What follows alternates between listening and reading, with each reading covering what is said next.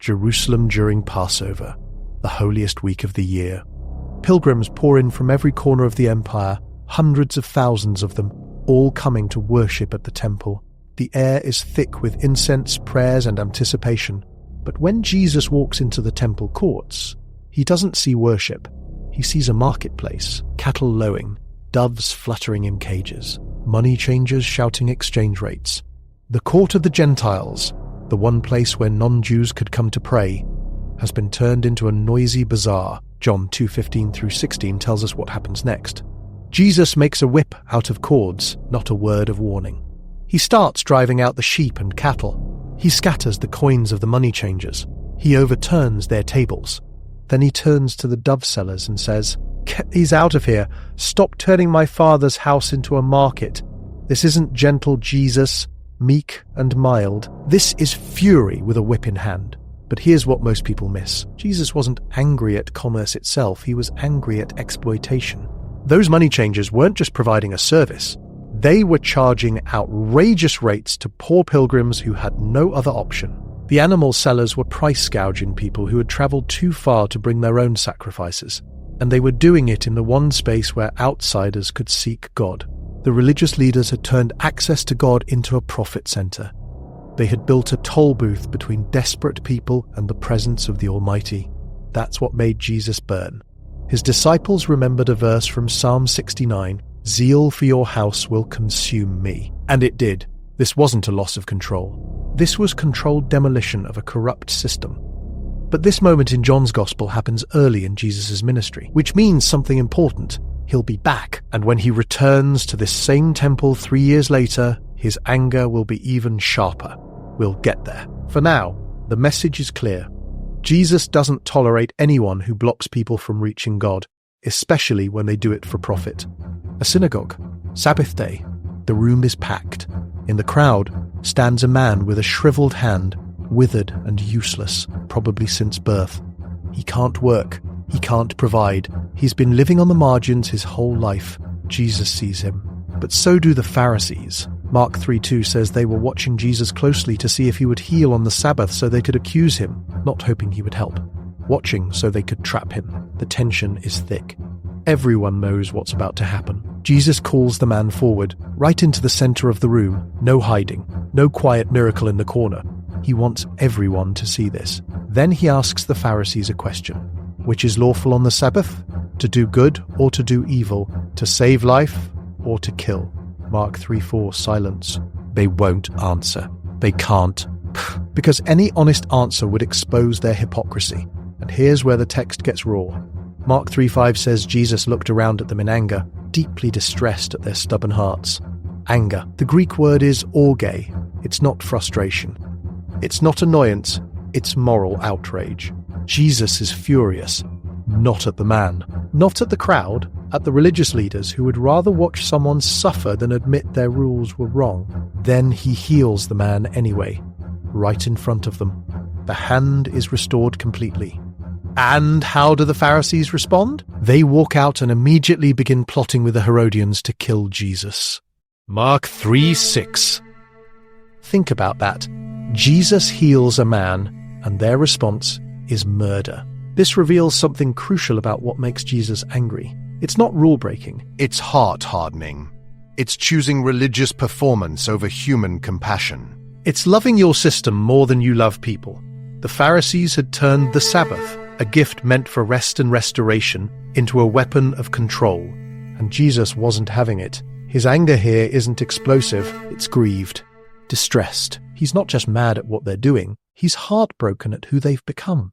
And that combination, anger mixed with sorrow, tells us something. Jesus doesn't rage like we do.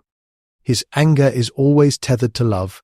He's furious because he cares. It's a tender scene at first. Parents are bringing their little children to Jesus, hoping he'll touch them, bless them, pray over them. In that culture, a rabbi's blessing was precious. These parents just wanted their kids near the teacher everyone was talking about, but the disciples step in. They rebuke the parents, turn them away. The word Mark uses in chapter 10 suggests they were scolding them, telling them to stop bothering Jesus. Maybe they thought they were protecting him. Maybe they thought children weren't important enough. Maybe they were just tired and irritable. Whatever the reason, Jesus doesn't let it slide. Mark 10:14 says, "When Jesus saw this, he was indignant." That word indignant, it's strong. It means to be moved with righteous displeasure. This is the only time in the Gospels this specific word is used to describe Jesus' emotional reaction. He's not mildly annoyed. He's offended. "Let the little children come to me," he says, "and do not hinder them, for the kingdom of God belongs to such as these." Then he takes the children in his arms, places his hands on them, and blesses them.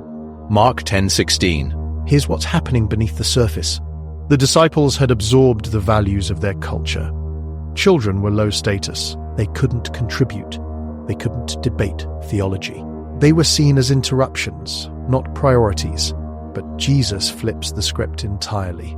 He says the kingdom belongs to people like these, not the powerful, not the impressive, the small, the dependent, the ones who come with nothing but open hands. And when his own followers tried to gatekeep access to him, he got angry. This matters because it reveals a pattern. Jesus gets mad when people are blocked from him, whether it's merchants exploiting pilgrims, Pharisees condemning the suffering, or disciples dismissing children. The trigger is the same. Don't stand between people and Jesus, especially the vulnerable ones. His anger here is protective. It's the anger of a shepherd who sees wolves near the lambs. And it reminds us that sometimes the biggest obstacles to Jesus aren't outside the church. They're inside it. Monday morning, Jesus is walking from Bethany to Jerusalem. He's hungry. He sees a fig tree in the distance, full of leaves, looking healthy and promising. But when he gets close, there's nothing. No fruit, just leaves. Mark 11:14 records what happens next. Jesus says to the tree, "May no one ever eat fruit from you again." The next day, the disciples pass by the same tree. It's withered from the roots, completely dead. At first glance, this seems strange, almost petty. Why curse a tree for not having figs? Mark even notes it wasn't the season for figs. So why the anger? Because this isn't really about a tree. This is a prophetic act, a living parable. And the target isn't vegetation. It's the nation of Israel, specifically its religious leadership. Think about the timing. Jesus has just entered Jerusalem to shouts of, "Hosanna!" He's about to cleanse the temple for the second time. The religious system looks impressive from the outside, full of leaves, full of activity, full of ritual. But there's no fruit. The temple was supposed to be a house of prayer for all nations. Instead, it had become a den of robbers. The Pharisees were supposed to lead people to God. Instead, they were crushing them with burdens. Israel was supposed to be a light to the Gentiles. Instead, it had turned inward, exclusive, and barren. The fig tree was a symbol, and Jesus' curse was a warning. This is one of the few times Jesus directs his anger at something other than a person. But the message is aimed squarely at people. Appearance without substance. Religion without fruit. That's what provokes him. And here's the uncomfortable part. This warning isn't just for first century Israel. It's for anyone who looks spiritually alive but produces nothing. Churches included, leaders included, you and me included. Jesus isn't impressed by leaves. He's looking for fruit. And when he finds only pretense, his response is devastating. Jesus enters Jerusalem for the final time. The crowds have just shouted, "Hosanna!" Palm branches are still scattered on the road. The atmosphere is electric. But Jesus isn't heading for a throne. He's heading for the temple. And this time, his anger is even more intense than before. Matthew 21:12-13 describes the scene. Jesus enters the temple courts and drives out all who are buying and selling there.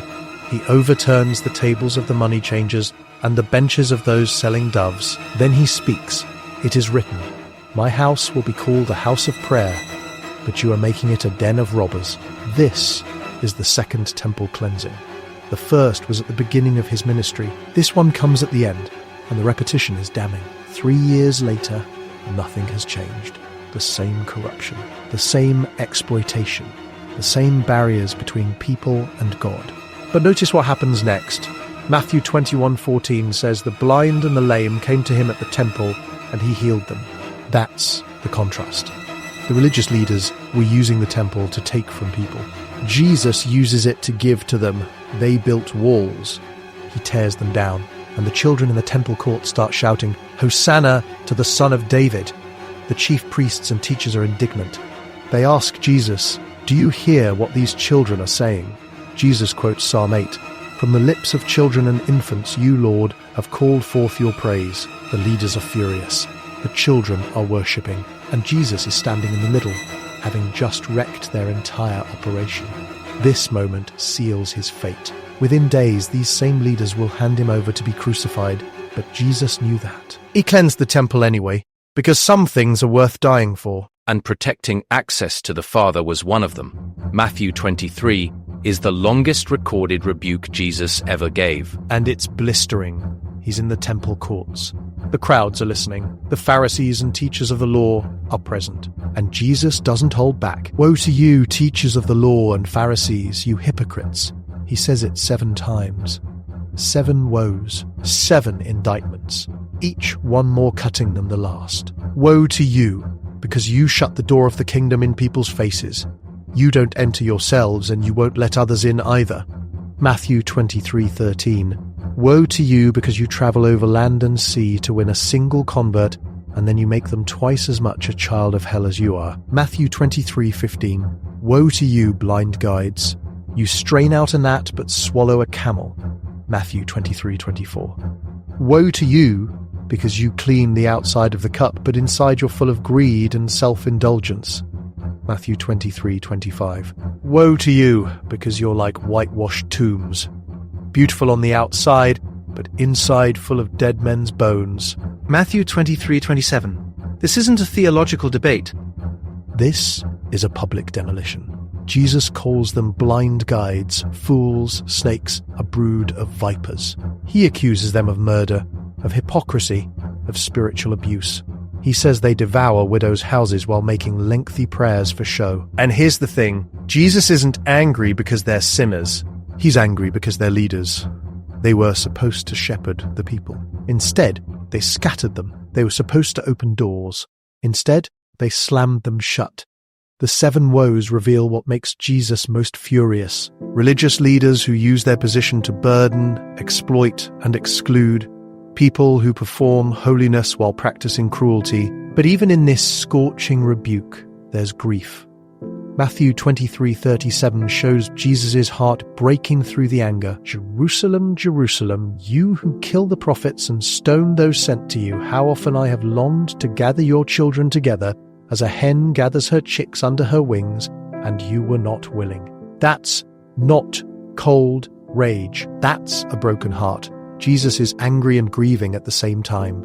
He wanted to save them. They refused. The 7 woes aren't just condemnation. They're a lament, a final plea wrapped in fury, and they remind us that Jesus' anger is never disconnected from his love. This one might surprise you, because this time, Jesus' anger is aimed at one of his closest friends. It happens right after Peter's greatest moment. Jesus asks the disciples, "Who do you say I am?" And Peter nails it. "You are the Messiah, the Son of the living God." Matthew 16:16. Jesus praises him, calls him blessed, says he'll build his church on this rock. But then Jesus starts explaining what's coming. He tells them he must go to Jerusalem, suffer at the hands of the elders and chief priests, be killed, and on the 3rd day be raised to life. Matthew 16:21. Peter can't handle it. He pulls Jesus aside and rebukes him. "Never, Lord, this shall never happen to you." Matthew 16:22. And Jesus' response is immediate and severe. "Get behind me, Satan! You are a stumbling block to me. You do not have in mind the concerns of God, but merely human concerns." Matthew 16:23. "Satan," he calls Peter, Satan. This is the same disciple he just praised, the same one he said would be foundational to the church.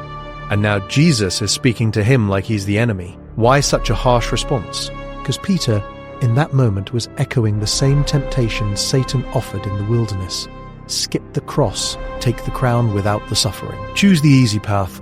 Peter meant well. He loved Jesus, he didn't want to see him die. But his well-meaning words were working against God's plan, and Jesus recognized the voice behind the suggestion.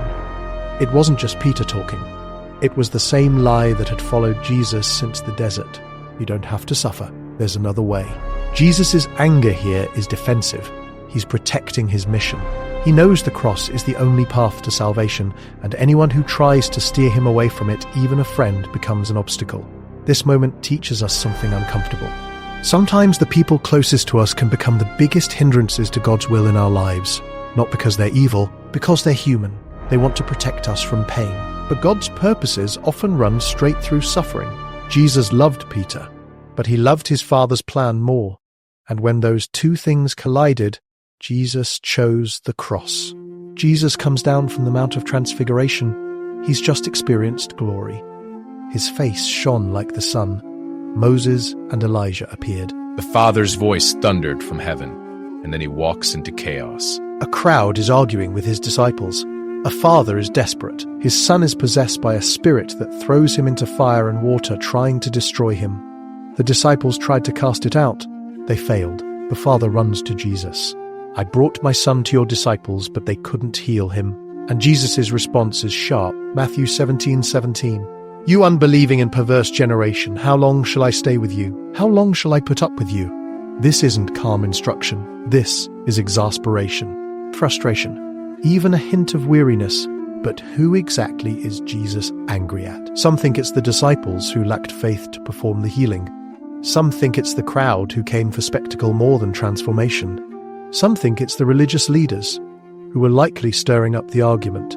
Probably all of the above. Jesus has been teaching, healing, demonstrating the kingdom for years, and still the people around him struggle to believe. Still they come with doubt. Still his own disciples can't access the power he's given them. It's the frustration of a teacher whose students keep failing the same test, the exhaustion of a leader whose team keeps missing the point. But notice what Jesus does next. He doesn't walk away. He doesn't abandon them. He heals the boy completely, instantly. His anger doesn't cancel his compassion. It exists alongside it. And later, when the disciples ask why they couldn't drive the spirit out, Jesus explains, because you have so little faith. Matthew 17:20. This moment reveals something important. Jesus gets frustrated with unbelief, not because he's impatient by nature, but because unbelief limits what God can do through us. It grieves him when we have access to power and don't use it, when we've seen miracles and still doubt. His anger here is the anger of someone who knows what's possible and watches people settle for less. So what do we learn from all this? Jesus got angry more than once. And not at the people you might expect. He wasn't furious at prostitutes or tax collectors. He didn't rage at Roman soldiers or pagan outsiders. His sharpest words, his most intense emotions, were reserved for religious insiders, leaders who should have known better, systems that blocked people from God, hypocrisy dressed up as holiness. And that should make us pause, because if Jesus walked into some of our churches today, some of our institutions, some of our hearts, what would he find? Fruit or just leaves? Open doors or gatekeepers? Compassion or performance? His anger was never petty, never selfish, never out of control. It was always aimed at injustice, exploitation, and hardness of heart. It was always connected to love. And maybe that's the most important thing. Jesus' anger and his love aren't opposites. They're two sides of the same coin. He gets angry because he cares. He overturns tables because he wants people to reach the Father. He rebukes hypocrites because he grieves for the sheep they're scattering. If you've made it this far, you're clearly someone who wants to go deeper. And that's exactly what we're about. So if you haven't already, consider joining our community. We're building something here for people who actually want to understand this stuff. And if you want to keep going, check out the video on screen.